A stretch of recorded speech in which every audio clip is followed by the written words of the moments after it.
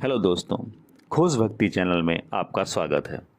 खोज भक्ति चैनल हमेशा की तरह बहुत ही अच्छा प्रसंग आपके सामने लाया है, तो कृपया करके प्रसंग सुने और चैनल को सब्सक्राइब करें। तो दोस्तों, चलते हैं प्रसंग की तरफ। सबरी भगवत भक्ति की साक्षात प्रतिमा थी। उसका जन्म भीलकुल में हुआ था। वह भील राज की एकमात्र कन्या थी। उसका विवाह पशु स्वभाव के एक क्रूर व्यक्ति से होना निश्चित हुआ था।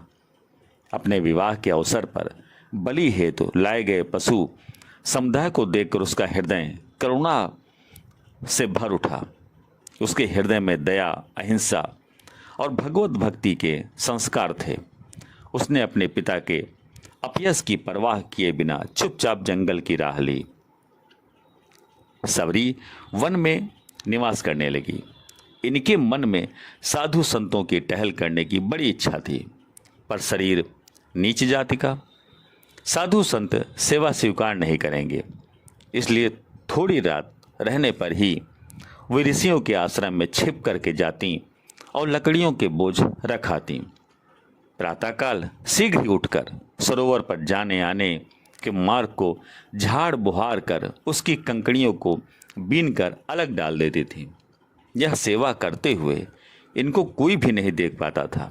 सवेरे उठकर ऋषि लोग आपस में कहते कि मार्ग को नित्य कौन झाड़ जाता है और लकड़ियों के बोझ कौन रख जाता है। वनवासी ऋषियों में एक मतंग नामक ऋषि थे। वे परम विरक्त और भक्ति रस के आनंद से परिपूर्ण थे। लकड़ियों के बोझ रखे देखकर वे अपने शिष्यों से कहने लगे कि इस तपोवन में ऐसा कौन आ गया जो नित्य चोरी से सेवा करता है। उसे एक दिन पकड़ो। उस संत सेवा प्रेमी भक्त के प्रत्यक्ष दर्शन करना चाहिए। आज्ञा पाकर मतंग जी के शिष्य सावधानी से पहरा देने लगे। जैसे ही सबरी जी ने लकड़ियों का बोझ रखा, वैसे ही शिष्यों ने उसे पकड़ लिया।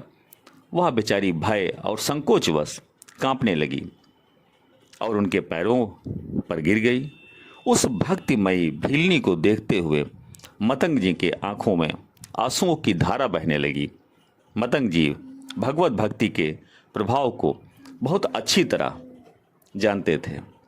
वे सोच विचार कर शिष्यों से बोले कि भक्ति के प्रताप से यह इतनी पवित्र है कि इसके ऊपर कोई कोटि ब्राह्मणता न्यौछावर कर देनी चाहिए। मतंग जी ने सबरी को आश्रम की एक पर्णकुटी में रहने का स्थान दिया और उसके कान में श्री सीताराम मंत्र दिया और कहा, मैं प्रभु की आज्ञा से उनके धाम को जा रहा हूं। तुम इसी आश्रम में रहकर भजन करो, यह श्री राम जी का दर्शन प्राप्त करोगी।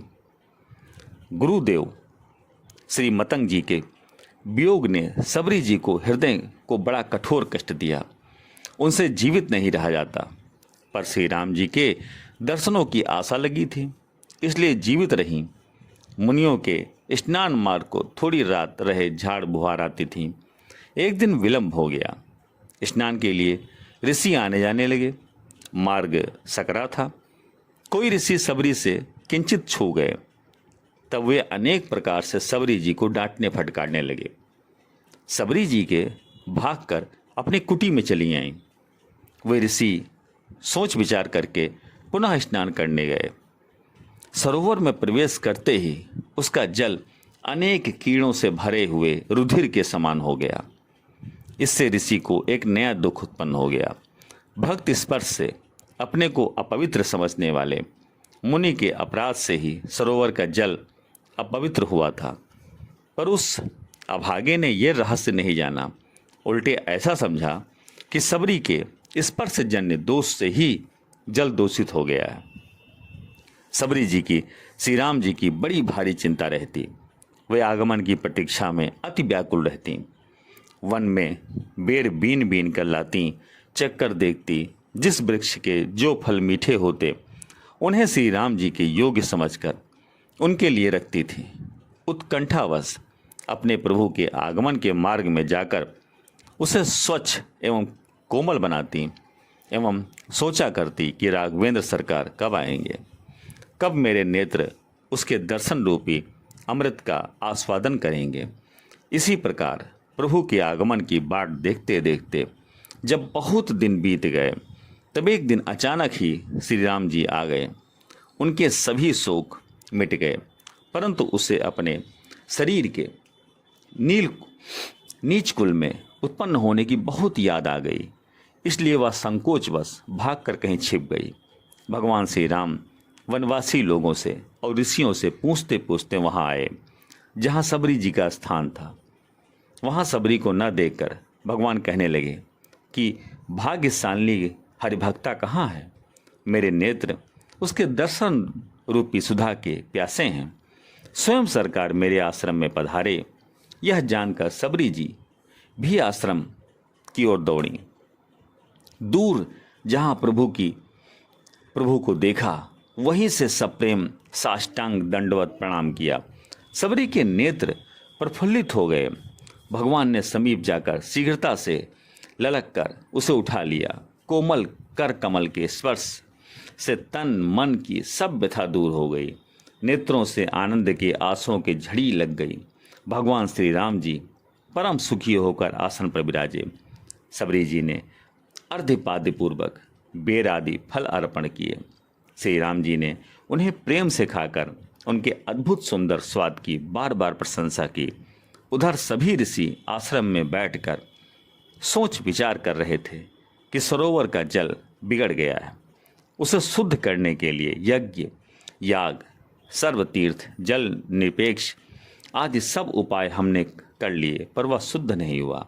अब बताओ वह कैसे सुधरे? सबों ने परस्पर विचार कर निश्चय किया कि वन में मार्ग से श्री रघुनाथ जी आ रहे हैं। यह सुना है, जब वे आएं तब हम लोग उनसे कहें कि आप इसका भेद बताइए। इतने में ही उन ऋषियों ने सुना कि श्री राम जी तो सबरी के आश्रम में आकर विराजे हैं।